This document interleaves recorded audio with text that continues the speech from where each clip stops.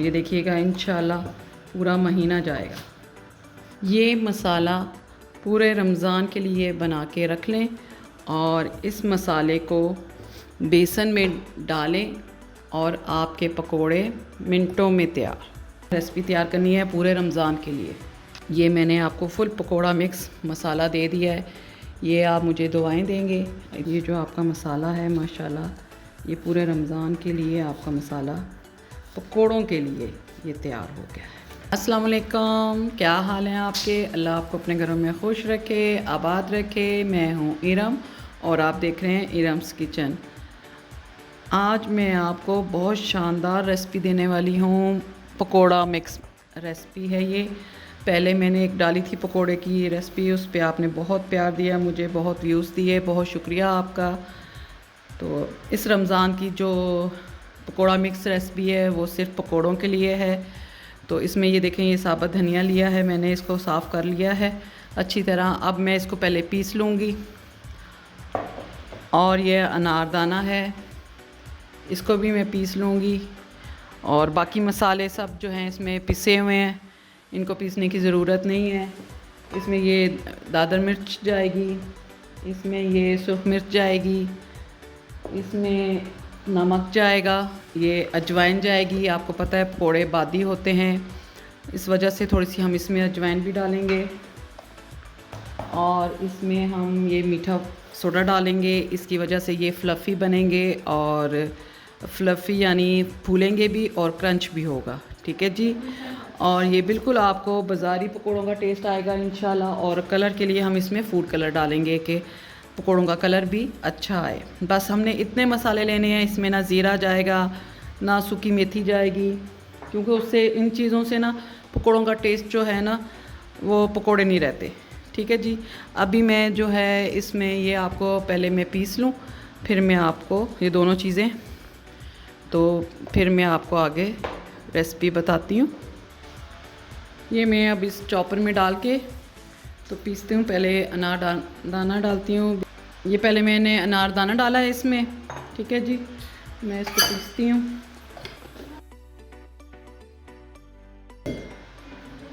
ये देखें जी, हमें इतना ही चाहिए, इससे ज़्यादा मैंने इसको बारीक नहीं करना। ठीक है जी। मैं इसमें ये साबुत धनिया डालूँगी। ये अब मैं इसमें इसको भी हमने ज़्यादा बिल्कुल बारीक नहीं करना, थोड़ा सा दादर दादर सा इसको पीस लेना है।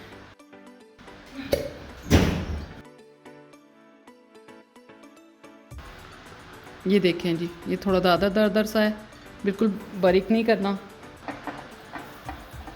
ये देखें जी, ये हमने पीस लिया नारदाना। देखें इसमें कुछ भी नहीं मैंने डाला, सिर्फ नारदाना है।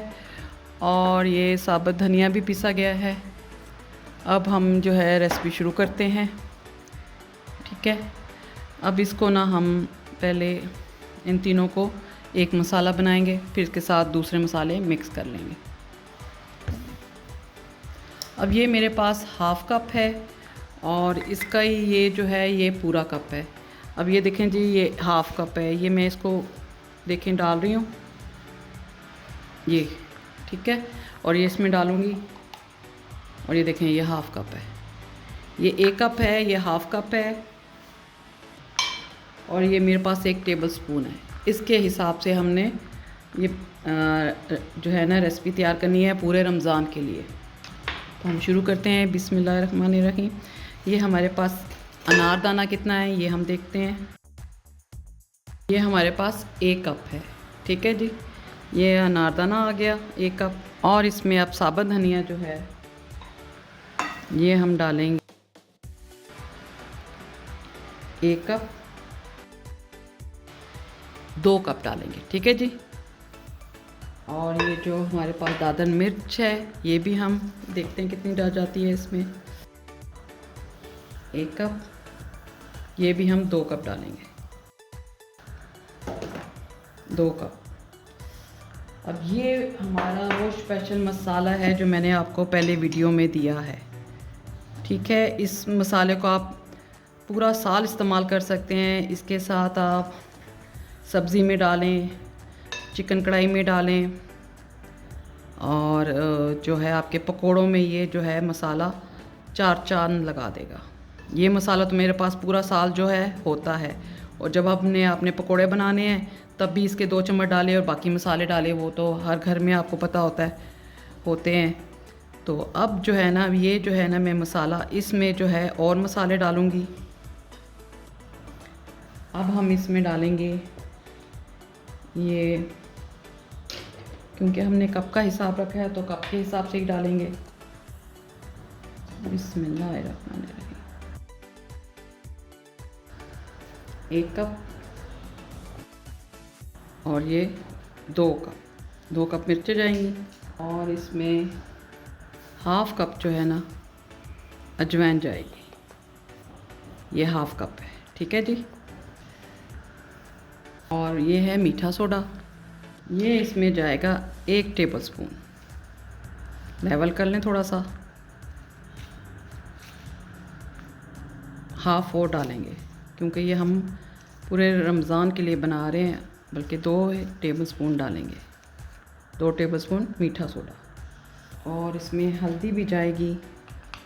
हल्दी से तो इतना अच्छा कलर नहीं आएगा, हम फूड कलर भी डालेंगे मगर हम हल्दी का कलर भी देंगे। ये भी 2 टेबलस्पून में डाल रही हूँ। और ये फूड कलर है, फूड कलर जो है हम 1 टेबलस्पून डाल रही हूँ, ज़्यादा भर के नहीं है, ठीक है। 1 टीस्पून आप कह लें। बेकिंग पाउडर डाला है, उसकी वजह से जो है मसाला ख़राब भी नहीं होगा। और इसमें ये जो आपका मसाला है माशाल्लाह, ये पूरे रमज़ान के लिए आपका मसाला पकोड़ों के लिए ये तैयार हो गया है, ठीक है। हम इसको अच्छी तरह मिक्स करेंगे। मिक्स इसको अच्छी तरह करना ज़रूरी है।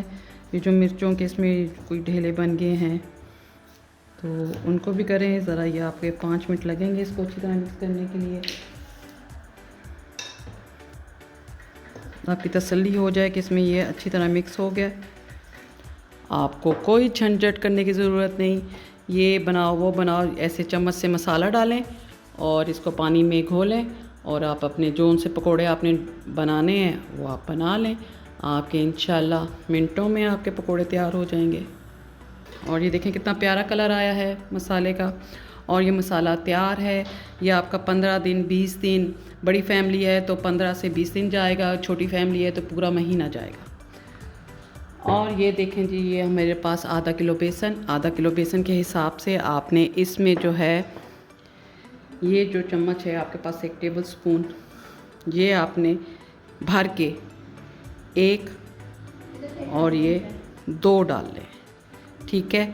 और अगर आप इसको बेसन को मिक्स करें, इसको डाल के टेस्ट करें, अगर आपको ये बेसन थोड़ा सा कम लग रहा है टेस्ट में तो आप इसमें 3 चम्मच डाल सकते हैं। मैं इसमें 3 चम्मच डालूँगी।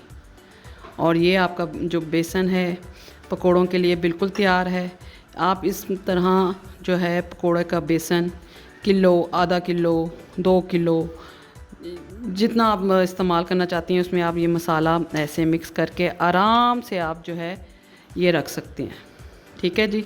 आपका ये बेसन भी बिल्कुल तैयार हो गया। ऐसे मसाला बेसन जो है आप बिल्कुल तैयार करके रख लें मसाला डाल के। और इसको बेसन को निकाला और इसको बेसन को निकाला, जितना आपको चाहिए, हाफ़ चाहिए, सारा चाहिए, इसमें पानी डाला और इसको पानी से घोला तो आपके पकोड़े इंशाल्लाह बहुत अच्छे और क्रिस्पी बनेंगे। आपने घी को जो है ना दरमियाना गरम कर लेना है, ठंडे घी में पकोड़े नहीं डालने, वरना पकोड़े जो हैं पकोड़े जो हैं फिर घी चूस लेते हैं तो पकोड़े बहुत गिजे से बनते हैं। तो इसलिए आपने थोड़े नॉर्मल, तेज़ घी में भी नहीं डालने, नॉर्मल थोड़ा सा गर्म हो घी ना तो उसमें आपने डालने हैं। इंशाल्लाह आपके पकोड़े बहुत क्रंची बनेंगे। और इसको बीट अच्छी तरह करना है, फेंटना है इसको अच्छी तरह।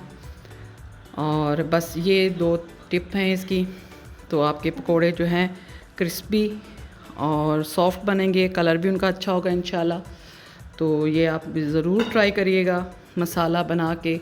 तो और मुझको बताइएगा ये आपको मसाला कैसा लगा। आपने मेरा पहले जो मैंने वीडियो डाली थी पिछले रमज़ान, आपने बहुत पसंद की। उस वीडियो को पसंद करने का आपका बहुत शुक्रिया।